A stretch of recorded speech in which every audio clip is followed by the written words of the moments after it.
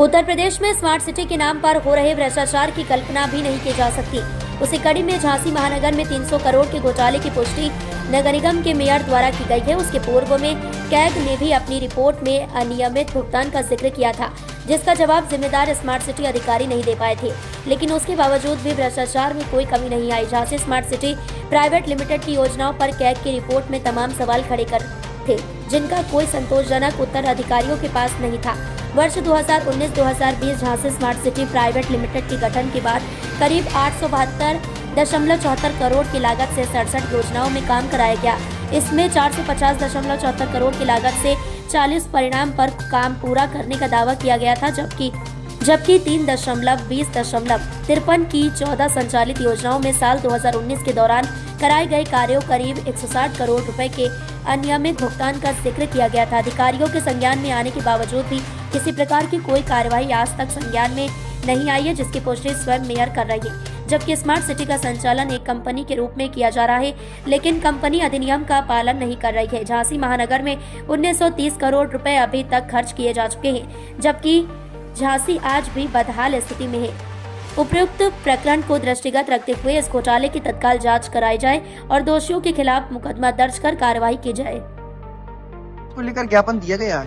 देखिए, जैसा कि आप देख रहे हैं कि महानगर के निगम जो निगम के सुप्रीमो होते हैं और महानगर के प्रथम नागरिक होते हैं, उन्होंने खुलेआम इस बात को स्वीकारा है कि स्मार्ट सिटी के नाम पर 300 करोड़ रुपए का घोटाला हुआ है।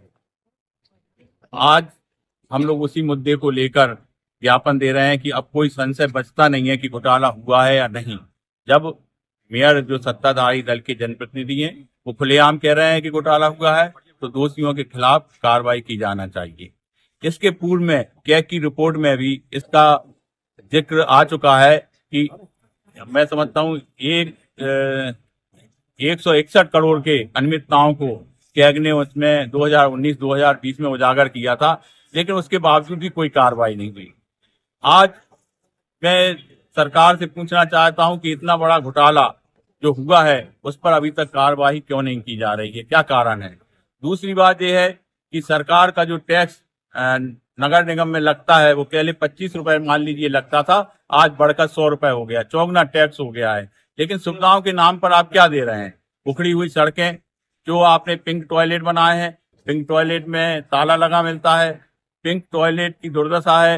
जो ओपन जिम है वो भी आप देख लीजिए किस तरह से अस्त व्यस्त हैं या उनमें कोई प्रकार के कर्मचारी नहीं हैं।